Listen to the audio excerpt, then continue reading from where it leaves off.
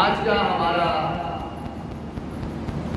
عنوان گفتگو موضوع سخن جو اپنی آخری نماز کی طرف کوشش ہے وہ رواں دعا ہے۔ اللہ تعالیٰ کی بارگاہ خاص میں دعا ہے اللہ تعالیٰ مجھے اکثر بیان کرنے ہم سب کو سن کر سنا کر اس پہ عمل پیدا ہونے کی توفیق خاص عطا فرمائے، آمین بجائے نبی آمین۔ میں نے گزشتہ جمعہ المبارک پر آپ سے یہ وعدہ کیا تھا کہ انشاءاللہ آئندہ آنے والے جمعہ المبارک پر آپ کو امام حسین علی وقار کا اختتامی سفر اور امام حسین کا یزید کی بیعت نہ کرنے کی وجہ وہ آپ کے سامنے رکھوں گا۔ تو کوشش ہے انشاءاللہ اسی موضوع کو لے کر آگے جا رہے ہیں۔ اللہ مولا حسین پنجن پاک کا صدقہ ہماری دنیا آخرت قبر قیامت کی اللہ منزلیں آسان فرمائے اور وقت رضا سرکار دو جہاں صلی اللہ علیہ وآلہ وسلم اور کلمہ طیبہ نصیب فرمائے۔ زندگی آج بھی گزر رہی ہے، زندگی کل بھی گزرے گی، پرسوں بھی گزرے گی، لیکن ایک نہ ایک دن اس کا خاتمہ ہونے والا ہے اور ہمیشہ دعا یہ کرنی چاہیے کہ مالک زندہ رکھ تو اسلام پہ، موت دے تو ایمان پہ۔ اللہ ہم سب کو اسلام والی زندگی اور ایمان والی موت نصیب فرمائے۔ کربلا میں آل رسول پر جو ظلم ہوا، ظلم عظیم، اس کی داستان، اس کے بیان کردہ علماء کے لکھے ہوئے خوبصورت حسین و جمیل جملے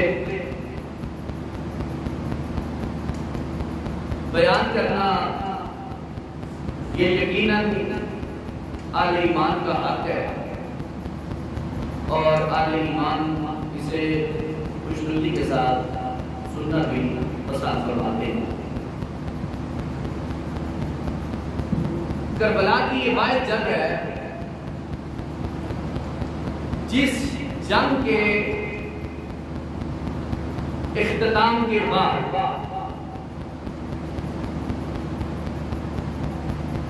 دو چیزیں ایسی ہیں جو روئی ہیں۔ ایک آسمان ہے، دوسرا زمین ہے۔ کربلا کے واقعہ پر آسمان رویا۔ علامہ حجر مکی رحمۃ اللہ علیہ، علامہ امام سیوطی رحمۃ اللہ تعالی علیہ، شاہ عبدالعزیز محدث دہلوی رحمۃ اللہ تعالی علیہ، امام مہدی رحمۃ اللہ تعالی علیہ، حافظ ابو نعیم علیہ رحمۃ اللہ تعالی علیہ اور بڑے بڑے جلیل القدر محدثین نے اس بات کو اپنی اپنی کتابوں میں لکھا ہے کہ جب حضرت امام حسین علی وقار شہداء کربلا کی شہادت ہوئی تو آسمان خون کے آنسو رویا، آسمان خون کے آنسو رویا۔ اور حضرت بصرہ ازدیہ رضی اللہ تعالی عنہ بیان کرتی ہیں کہ جب حضرت امام حسین علی وقار کو شہید کر دیا گیا تو آسمان سے خون برسا۔ ہمارے گھروں میں جو رکھے ہوئے گڑے تھے، مٹکے تھے، وہ برتن خون سے بھرے ہوئے تھے۔ یہ اتنے جلیل القدر محدثین کا نام لے کر باوالا کتابوں کا میں آپ کے سامنے پیش کر رہا ہوں کہ شہادت امام حسین کے بعد جو گھروں کے اندر مٹکے تھے پانی کے، ان گھروں میں خون تھا، خون۔ آسمان کا رونا، زمین پر ظاہر ہونا، اس بات کی دلیل ہے کہ آل نبی اولاد علی کے ساتھ اور آپ کے جمیع وفاداروں کے ساتھ جو کربلا کے میدان میں ظلم ہوا، اس پر آسمان بھی رویا اور زمین نے ظاہر کیا، گھڑوں نے ظاہر کیا، مٹکوں نے ظاہر کیا کہ ہم اس چیز پر افسردہ ہیں اور بہت بڑا ظلم ہوا۔ حضرت زہری فرماتے ہیں کہ جس دن امام حسین علی وقار شہید ہوئے، جس دن امام علی وقار شہید ہوئے، بیت المقدس کے جس پتھر کو بھی زمین سے اٹھایا جاتا اس کے نیچے سے خون پایا جاتا۔ اب آسمان سے بھی خون برسا، زمین سے جو پتھر اٹھایا جاتا اس کے نیچے سے تازہ خون پایا جاتا۔ تو حاصل کیا ہوا کہ امام حسین کی شہادت پر آسمان بھی رویا، زمین بھی روئی، اور ان معتبر جلیل القدر محدثین کی روایات سے ثابت ہوتا ہے کہ آل نبی اولاد علی کے ساتھ بہت بڑا ظلم ہوا، اور اس ظلم کو کچھ لوگ یزید کی آڑ میں، یزید کی محبت میں اہل بیت کو معاذ اللہ برا بھلا کہہ رہے ہیں، اور کچھ اہل بیت کی محبت میں خواہ مخواہ صحابہ کرام کو برا بھلا کہہ رہے ہیں۔ حالانکہ ہمارا موقف دو ٹوک ہے کہ نبی پاک علیہ السلام کے صحابہ ہوں، اہل بیت ہوں، کوئی بھی ہو، یعنی حضور کی جو نسبت ہے ہم اس کا حیا بھی کرتے ہیں، اس نسبت پہ دل و جان سے ایمان بھی رکھتے ہیں۔ اب امام زہری فرماتے ہیں کہ امام حسین کی شہادت کے بعد بیت المقدس سے جو پتھر اٹھایا جاتا اس کے نیچے سے خون پایا جاتا۔ بحوالہ شام کربلا اور جمیع کتابوں کے اندر یہ روایت موجود ہے۔ اور امام سیوطی فرماتے ہیں، امام سیوطی وہ شخص ہے جنہوں نے جاگتے ہوئے 70 سے زائد مرتبہ محبوب علیہ السلام کی زیارت فرمائی ہے۔ وہ فرماتے ہیں جس دن امام حسین شہید ہوئے اس دن کے بعد آسمان رویا، اور پورے 7 دن تک رویا، 7 دن تک رویا، اور دنیا تاریک ہو چکی تھی، دیواروں پر دھوپ کا رنگ زعفرانی ہو چکا تھا۔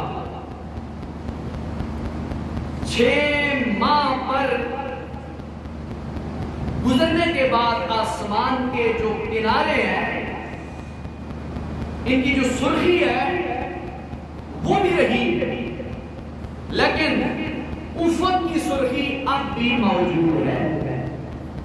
جو آسمان پہ آپ دیکھتے ہیں نا، آج بھی کبھی کبھار ایسے ہوتا ہے کہ آسمان کے دائیں بائیں درمیان میں کونوں پر تھوڑی تھوڑی سرخی آ جاتی ہے۔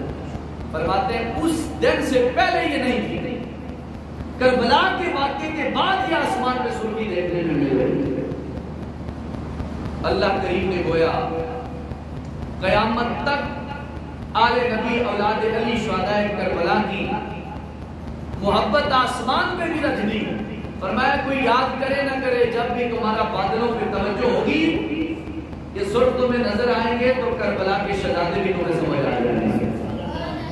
یہ علماء نے لکھا ہے باقاعدہ طور پر، فرمایا اس سے پہلے یہ سرخی نہیں۔ اب امام علی وقار علامہ ابن جوزی رحمۃ اللہ تعالی علیہ آپ فرماتے ہیں کہ آسمان کا بارش کی شکل میں خون بہانا اور زمین کا پتھروں کی شکل میں اٹھائے جانے کے بعد خون کا نظر آنا اس بات کی دلیل ہے کہ اس یزیدیوں کے عمل سے زمین بھی روئی اور آسمان بھی رویا۔ اب امام حسین علی وقار نے شہادت کا جام نوش کیا، بڑی بات ہے، اپنے بچے دیے، بانجے دیے، بھتیجے دیے، بھائی دیے، اونو انصار اپنے پیار کرنے والے لوگ قربان کیے۔ اے امام حسین علی وقار، آخر وجہ کیا تھی کہ آپ نے بچے سے جوان تک، جوان سے بڑھاپے کی شکل میں پہنچنے والے اپنے اون انصار کو قربان کیا؟ اور چھوٹی سی ایک بات تھی کہ آپ یزید کی بیعت کر رہے ہیں۔ جو ہمارا اصل موضوع ہے وہ سنیں، امام پاک نے یزید کی بیعت کیوں نہیں کی؟ اگر آپ بیعت کر لیتے تو بچے بھی بچ جاتے، جوان بھی بچ جاتے، لیکن امام حسین کو ایسی کیا پریشانی تھی کہ آپ نے بیعت نہیں کی؟ کہ بیعت کا مطلب ہے آنکھوں میں ہاتھ دینا۔ اس دور میں بیعت اسے کہا جاتا ہے جسے آپ ووٹ دے کر سلیکٹ کرتے ہیں۔ یزید نے بھی یہ کہا مجھے صاحب نے سلیکٹ کر دیا ہے اور آپ بھی مجھے سلیکٹ کر دیں ووٹ دے کر۔ امام حسین نے کہا میرا ووٹ یزید کے لیے نہیں۔ اب سنیں امام حسین آخر وجہ کیا ہے کہ آپ یزید کی بیعت کیوں نہیں کرتے؟ اس پر میرے پاس یہ کتاب ہے البدایہ ون نہایہ، حافظ ابن کثیر رحمۃ اللہ تعالیٰ علیہ، یہ جن بزرگوں نے لے کر دی، اللہ تعالیٰ نے صحت و تندرستی عطا فرمائے اور ان کے والدین کی کوشش بولوا۔ یہ ہوتی ہے کتاب جب پاس ہو تو بندہ بڑی دلیری کے ساتھ بیان کرتا ہے اور پھر کسی کو کوئی حجت بھی نہیں ہوتی۔ امام حسین نے یزید کی بیعت کیوں نہیں کی؟ البدایہ ون نہایہ تاریخ ابن کثیر جلد نمبر اس کی اشتم یعنی 8 اس پر لکھا ہے، اور یہ بڑے پیار کے ساتھ آپ نے سننا ہے۔ لکھا ہے، روایت ہے کہ یزید کی بیعت امام حسین نے اس لیے نہیں کی، روایت ہے کہ یزید گانے بجانے کے آلات میں بڑی دلچسپی رکھتا تھا۔ یزید گانے بجانے میں بڑی دلچسپی رکھتا تھا۔ نمبر 2، شراب نوشی کیا کرتا تھا۔ کیا کرتا تھا جی؟ شراب نوشی، شراب پیتا تھا۔ نمبر 3، راگ ہلاپنے میں یہ اپنے آپ کو بڑا پسند کرتا تھا، جیسے راگ والے ہوتے ہیں نا، راگ گانے والے، گانے والے، یہ ان کاموں کو بھی بڑا پسند کرتا تھا۔ نمبر 4، شکار کرنے میں بھی بڑی دلچسپی رکھتا تھا۔ نمبر 5، غلام اور لوڈیاں بناتا تھا، جس کو جی میں آئے غلام بنا دیا، جس کو جی میں آئے لوڈیاں بنا دیا۔ نمبر 6، کتے پالتا تھا۔ کیا کرتا تھا جی بولو؟ کتے پالتا تھا۔ بات میں ہو بہو وہی کر رہا جو آپ کے سامنے ہے اور کسی کو شک نہیں ہونا چاہیے۔ نمبر 7، کتے پالنے کا بڑا شوقین تھا یزید۔ نمبر 7، مینڈوں، ریچھوں اور بندروں کے لڑانے میں بڑا مشہور تھا، یعنی جانوروں کو لڑانے کا بڑا شوقین تھا۔ کون جی؟ یزید۔ ہر صبح وہ مخمور ہوتا اور وہ زیندار گھوڑے پر بندر کو زین سے باندھ دیتا اور وہ اسے چلاتا اور بندر کو سونے کی ٹوپیاں پہناتا، اور یہی حال وہ اپنے غلاموں کے ساتھ بھی کیا کرتا۔ 7 چیزیں البدایہ ون نہایہ حافظ ابن کثیر نے لکھی ہیں یزید کے بارے میں۔ کہ اس وجہ سے امام حسین نے یزید کی بیعت نہیں. اب دوسری کتاب میں آپ کے سامنے رکھتا ہوں جی، میرے ہاتھ میں ہے جی کتاب شام کربلا. شام کربلا اس کا صفحہ نمبر ہے 259. اس پہ لکھا ہے حضرت عبداللہ بن خنزلہ غسیل الملائکہ رضی اللہ تعالیٰ عنہ کے حوالے سے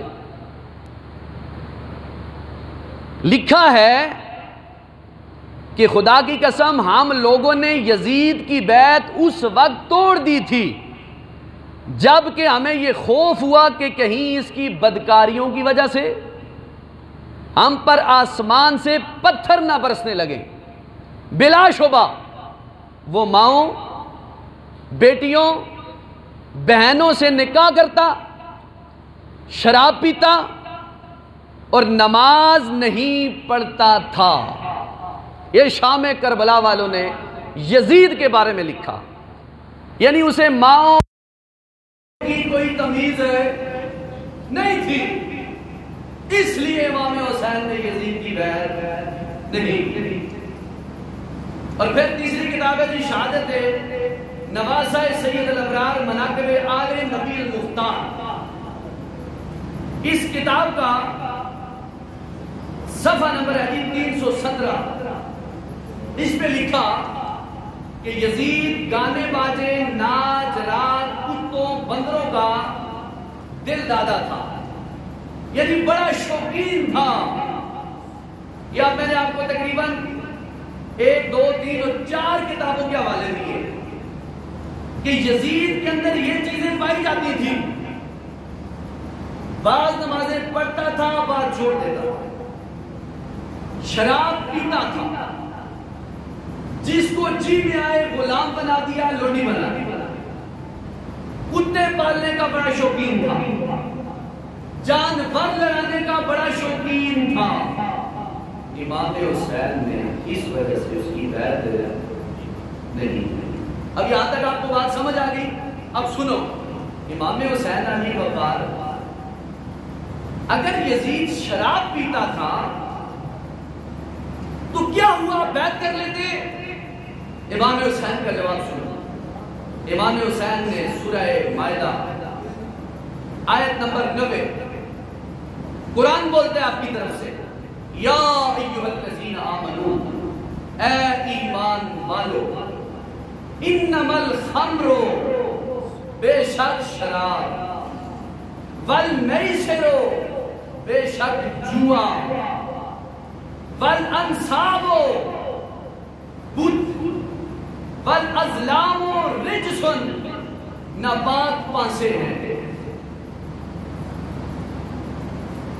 من عمل الشیطان، یہ شیطانی کام ہے، فاجتنبوہ، تم ان کاموں سے بچو، لعلکم تفلحون، تاکہ تم فلاح پاؤ. امام حسین نے گویا اس قرآن پاک کی آیت کو سامنے رکھ کے کہا یزید کے اندر یہ چیزیں ہیں اور جن کا انکار کرنے والا پکا کافر ہے. شراب کا انکار کرنے والا پکا کافر ہے کہ یہ حلال ہے، حرام نہیں. جوا پکا حرام ہے. ان چیزوں کو قرآن پاک نے بیان کیا اور امام علی وقار نے بیعت نہ کر کے ثابت یہ کیا کہ میں قرآن کے حکم کی عدولی نہیں کر سکتا. اب یہاں تک آپ کو یقیناً بات ہے سمجھ آ رہی ہے. یہ تو قرآن بولتا ہے شراب کے بارے میں، جوئے کے بارے میں.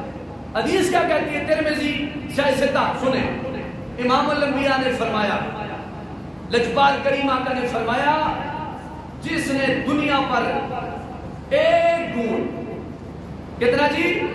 ایک گھونٹ شراب پیا، اللہ تعالیٰ اسے جہنمیوں کی پیٹھ پہ لائے گا. اور ایک روایت میرے ذہن سے گزری ہے، حوالہ مجھے یاد نہیں ہے کہ کون سے وہ جہنمی ہوں گے. وہ جہنمی عورتوں کی شرمگاہوں کی پیپ اللہ شراب پینے والوں کو بلائے. جو اپنا مشروب سمجھ کے شراب پی رہے ہیں وہ ذرا سوچیں کہ نبی پاک علیہ السلام کی زبان کیا بول رہی ہے. اور فرمایا جس نے اللہ کے ڈر سے، اللہ کے خوف سے شراب پینا چھوڑ دیا، اللہ اسے پاکیزہ حوض سے حوض کوثر پلائے گا. آگے رخصت بھی دی، اگر گناہ ہو گیا ہے باز آ جا، توبہ کر لے. جب تک سانس چل رہی ہے توبہ کرنا تیرا کام ہے، راضی ہونا ہی رب محمد کا کام ہے. اور دوسری حدیث پاک حضرت ابو امامہ رضی اللہ تعالیٰ عنہ بیان کرتے ہیں، حضرت انس بن مالک بیان کرتے ہیں کہ اللہ کے محبوب نے شراب والوں کے بارے میں 10 بندوں پر لعنت کی ہے. 10 بندوں پر. یہ مشن امام حسین بیان کر رہا ہے کہ جو آپ نے یزید کی بیعت نہیں کی. نمبر 1 میرے نبی نے فرمایا شراب بنانے والے پر بھی لعنت. نمبر 2 شراب بنوانے والے پر بھی لعنت. نمبر 3 شراب پینے والے پر بھی لعنت. نمبر 4 شراب پلانے والے پر بھی لعنت. نمبر 6 جس کے پاس شراب اٹھا کے لے جائی گئی اس پہ بھی لعنت. شراب پلانے والے پر بھی لعنت. شراب کی بوتل یا گلاس اٹھانے والے پر بھی لعنت. شراب بیچنے والے پر بھی لعنت. شراب کی قیمت کھانے والے پر بھی لعنت. شراب خریدنے والے پر بھی لعنت.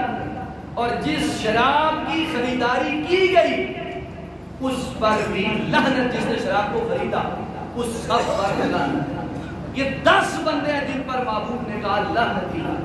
اور جس پر اللہ کی لعنت ہو وہ کبھی رحمت کا حقدار نہیں ہو سکتا. اب امام علی وقار آخر دوسری بات کیا تھی کہ آپ نے کہا میں یزید کی بیعت نہیں کرتا. میں پھر پڑھ کے سناؤں گا تاکہ آپ کو تسلی ہو جائے. وہ یہ ہے کہ میں یعنی یزید گانے بجانے کا بڑا شوقین تھا. قرآن سورہ لقمان کے اندر اللہ تعالیٰ ارشاد پاک فرماتا ہے کہ وَمِنَ النَّاسِ مَن يَشْتَرِي لَهْوَ الْحَدِيثِ کہ جو خریدتے ہیں لہو چیزوں کو، بے بنیاد چیزوں کو، اور اسے اپنا وقت ضائع کرتے ہیں، وہ غلط کام کرتے ہیں. سورہ لقمان. اور اس پر حدیث پاک حضرت ابو امامہ اور حضرت عبداللہ ابن عمر فرماتے ہیں، حضرت نافع فرماتے ہیں کہ میں ایک جگہ حضرت عبداللہ ابن عمر رضی اللہ تعالیٰ عنہ کے ساتھ جا رہا تھا. رستے میں جاتے جاتے مجھے بانسری کی آواز آئی. حضرت نافع کہتے ہیں عبداللہ بن عمر رضی اللہ تعالیٰ عنہ کے مال کے ساتھ میں جا رہا تھا، بانسری کی آواز آئی. تو حضرت عبداللہ بن عمر نے اپنی دونوں انگلیاں نکالی اور کانوں میں ٹھوس دی اور رستہ چھوڑ کر کونے کونے کے ساتھ چلنے لگے. تھوڑا آگے چلے تو مجھ سے فرمایا نافع کچھ آواز آ رہی ہے؟ کہتے میں نے کہا کوئی آواز نہیں آ رہی. یعنی اب بانسری کی آواز ختم ہے، نہیں آ رہی. آپ فرماتے ہیں حضرت نافع کہتے ہیں میں نے عبداللہ بن عمر سے کہا یہ کیا معاملہ تھا؟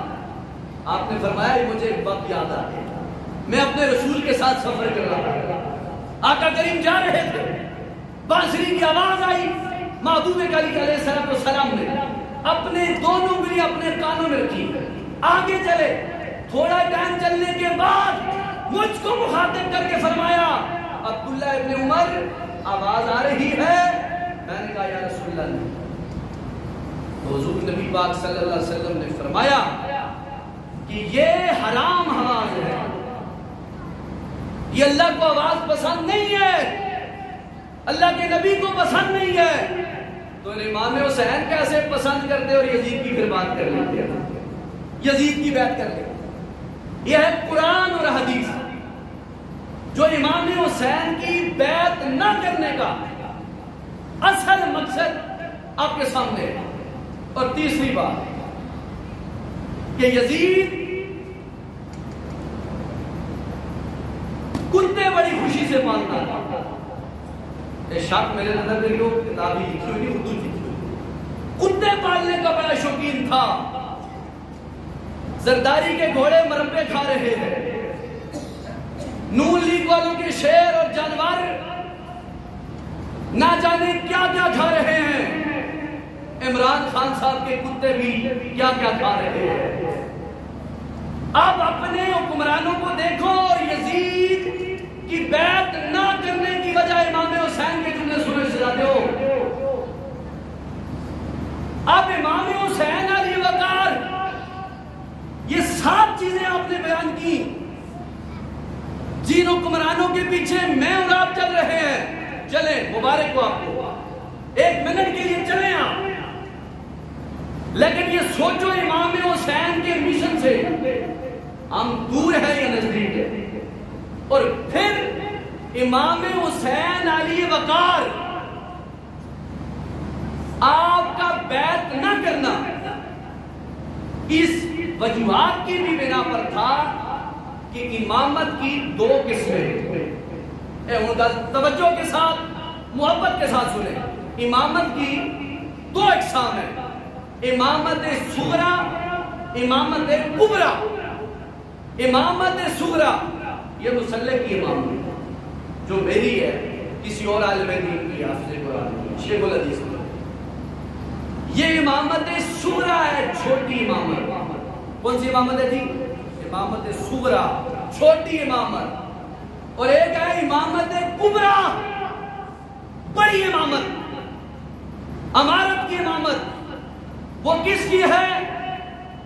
وہ بادشاہ کی ہے۔ کتاب کا نام ہے نور العظام۔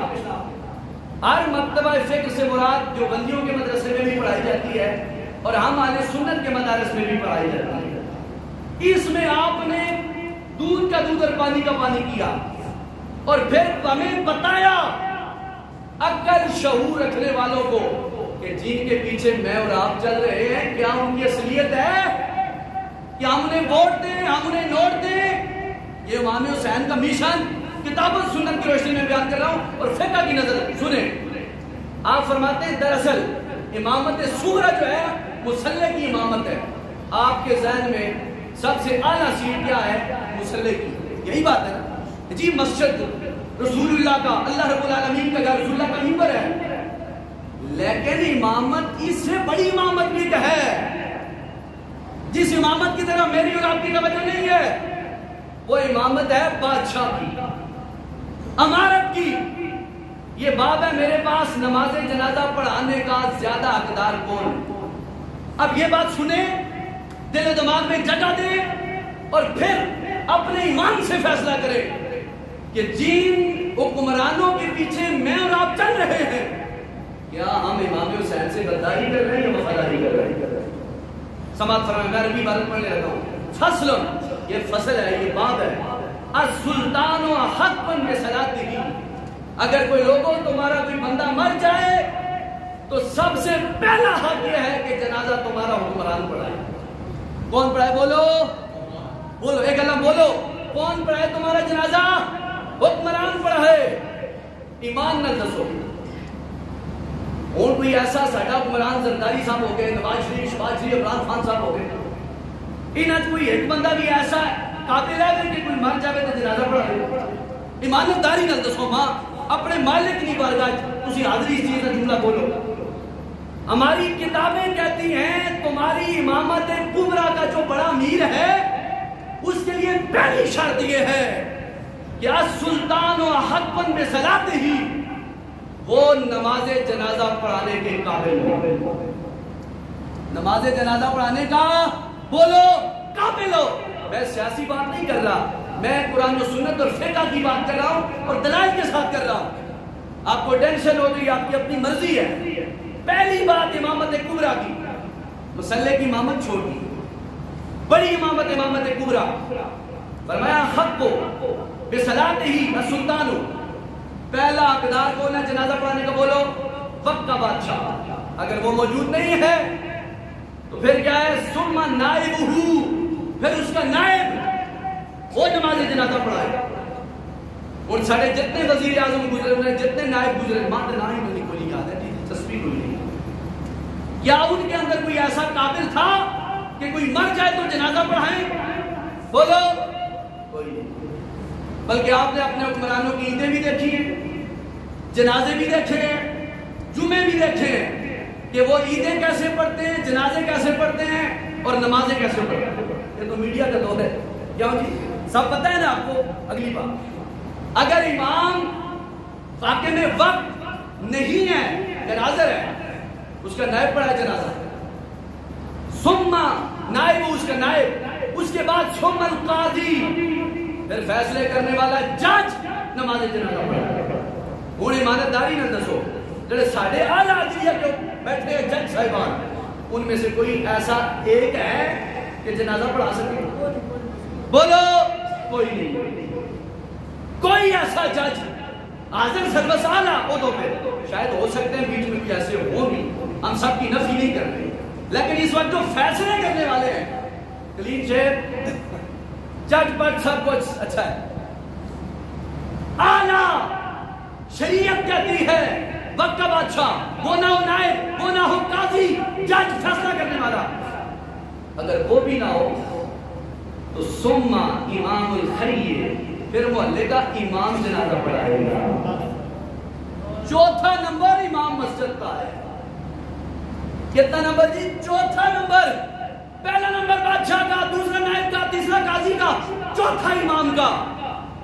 ہم امام رکھتے وقت چیک تو کرتے ہیں یہ حافظ ہے، قاری ہے، عالم ہے، فاضل ہے، ووٹ دیتے وقت کیوں نہیں چیک کرتے یہ جنازہ پڑھانے کے قابل ہے، یہ شریعت کا سمجھدار ہے؟ اب وقت آ چکا ہے الیکشن کا، اور جنازوں میں تمہیں سارے کینڈیڈیٹ نظر آئیں گے،